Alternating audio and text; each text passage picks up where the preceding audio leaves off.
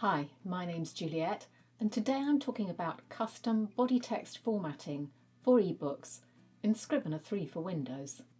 Let's start by looking at editing a section layout in the Compile window.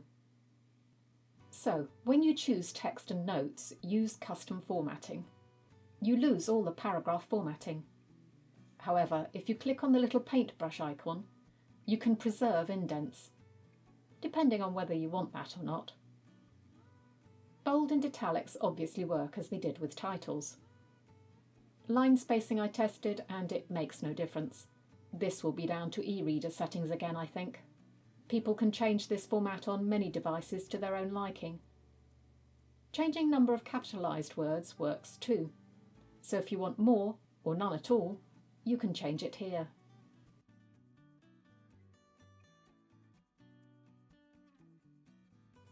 Now, let's try indenting the text so that it's in the centre of the page and removing the little paintbrush formatting option, because that will force normal indents.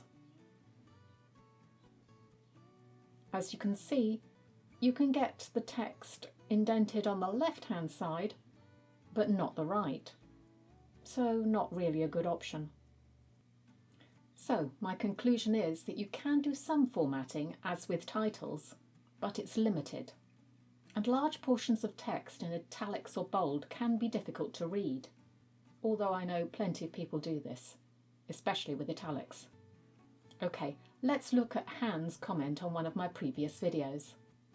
Han wants to have 3 different formats to denote 3 different people writing to each other, which is really 4 formats because you need standard too. This is going to be difficult in an ebook, and I don't think Compile is the place to do it, because I don't think you have enough layouts to play with, and you're probably not going to make much of a difference in display. Back to the editor. First step, I'd say, is to definitely create different section types in the layout for these 3 types of pages, or characters, because paperback formatting will be different, and you'll want to keep your options open. Also, depending on what formatting you choose in your ebook, you'll need to select a different layout for these sections to your ordinary scenes, because you'll likely want them to take editor formatting, or a different scene format. Okay, so if we're using a format based on the editor format, that is the typing page, what could we do here to make a difference? Well, you have the same options of bold and italics, and you can apply them only to the relevant pages. You could use a text heading to define the characters for your ebook. You may be doing this already as well. If you do this in the name in the binder, you can potentially omit this in the paperback formatting if you don't want it there. All you have to do is select a format with section title in it, in the section layout. Be careful when selecting these that you don't select the option with a page break before.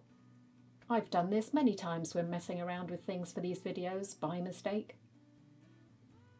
And let me just put scenes back to the default, that would be useful.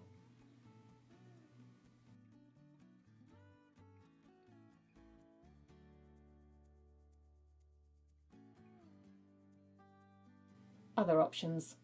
Well, you have the ability to put lines on the page in the editor. This may help. You can also use text characters to make somewhat decorative indicators at the start and finish of a letter that give a flavour of the writer. You can also use graphics for that. This one is not decorative or flavourful, but it is big, so you can see what I mean. You could also use a photograph with or without text.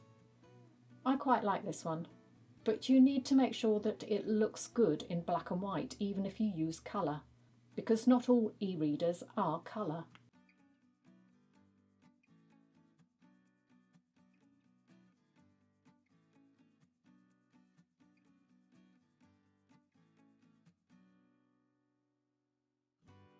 Or finally, you could make a whole letter into a graphic, but that's probably not a very good idea unless they're very short. I hope this has given you some ideas, Han. If anyone else has any ideas for Han, please put them in the comments. And thank you so much for your question. If anyone else has any ebook questions, because that's what I'm concentrating on at the moment, please put those in the comments too, and I'll see what I can do. That's all for today, and if you've subscribed, I'll see you again next time.